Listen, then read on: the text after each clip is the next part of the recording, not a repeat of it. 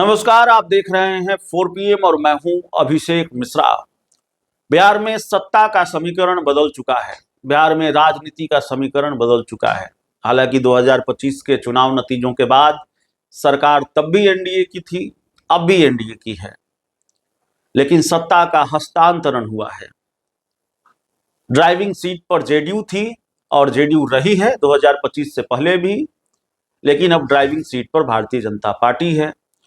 मुख्यमंत्री नीतीश कुमार हुआ करते थे, जेडीयू के राष्ट्रीय अध्यक्ष, जेडीयू के सबसे बड़े नेता। अब मुख्यमंत्री सम्राट चौधरी हैं, बीजेपी के नेता। तो बहुत कुछ बदला है हाल के दिनों में। 2025 के चुनाव नतीजों के बाद ये सोचना संभव नहीं था, ये सोचा नहीं जा सकता था कि इतनी जल्दी सब कुछ बदल जाएगा। हाँ, ये जो कुछ भी हो रहा है उसका अंदेशा जरूर था। जिस तरह से देश के गृह मंत्री अमित शाह चुनाव के पहले ही उनसे जब पूछा जाता कि क्या नीतीश कुमार ही मुख्यमंत्री होंगे, एनडीए को बहुमत मिला तो अमित शाह ये कहा करते, देश के गृह मंत्री अमित शाह ये कहते कि समय बताएगा मुख्यमंत्री कौन होगा। वो कहते कि विधायक दल की बैठक में तय होगा मुख्यमंत्री कौन होगा। तो ये अंदेशा था कि कुछ तो खिचड़ी पक रही है, कुछ तो खेल होने वाला है। लेकिन जब 2025 का चुनाव नतीजा आया तो जेडीयू को 85 सीटें आई, तो नीतीश कुमार तुरंत, उन्होंने कुर्सी नहीं छोड़ी या उनको कुर्सी छोड़ने के लिए मजबूर नहीं किया गया, जो भी अंदर खाने खेल हुआ हो। लेकिन सरकार गठन के 4 महीनों बाद नीतीश कुमार ने मुख्यमंत्री पद से इस्तीफा दिया।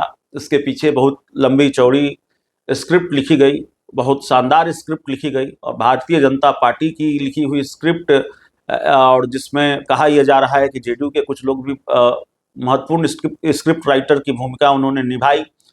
तो ये स्क्रिप्ट अमल में लाई जा चुकी है और अब बिहार में बीजेपी की सरकार है। बीजेपी ड्राइविंग सीट पर है, इसलिए हम कह रहे हैं बीजेपी की सरकार है, सम्राट सरकार बिहार में है।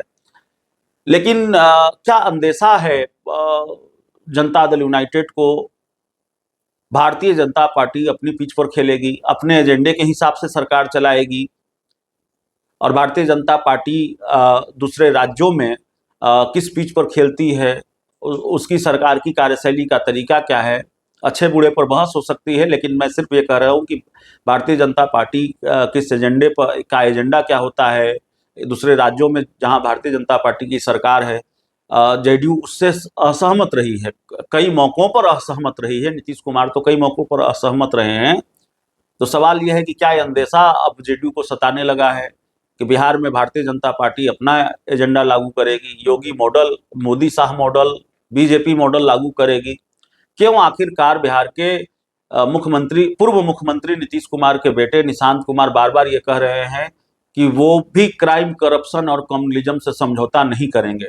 नीतीश की भाषा बार बार क्यों निशांत को दोहरानी पड़ रही है? और इसको लेकर बयान आया है। हमने पूछा ये बात जेडीयू के दिग्गज नेता और बिहार सरकार के पूर्व मंत्री श्रवण कुमार से। जेडीयू की विधायक दल की बैठक को लेकर भी हमने उनसे बात की। उन्होंने क्या कहा है, जरा सुनिए। होगी तो बैठक में चर्चा होगी, उसके बाद प्रेस ब्रीफिंग भी होगा। तो प्रेस ब्रीफिंग जब होगा उसमें सारी बात की जानकारी, खुलासा किया जाएगा।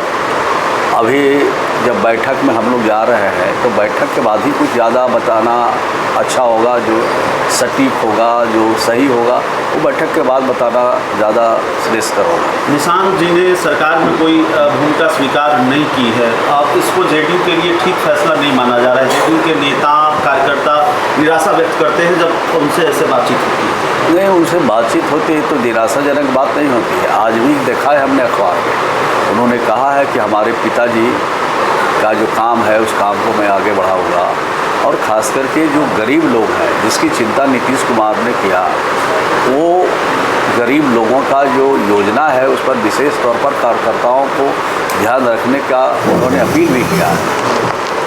निशांत जी ने लगातार ये बात भी कही है कि वो अपने पिता नीतीश कुमार की तरह क्राइम, करप्शन और कम्युनलिज्म से समझौता नहीं करेंगे। क्या अंदेशा है भारतीय जनता पार्टी से कि बीजेपी अपनी पिच पर खेलेगी? भारतीय जनता पार्टी से आने वाले दिनों में कोई चुनौती मिल सकती है? नहीं, देखिए, जो सरकार होती है कॉमन मिनिमम प्रोग्राम पर काम करती है, और बिहार में लंबे समय से हम लोग एनडीए में हैं, तो उनको भी जानकारी है, भाजपा वाले को, जेडीयू वाले को भी जानकारी है कि किस पिच पर खेलेंगे तो रिजल्ट बेहतर होगा।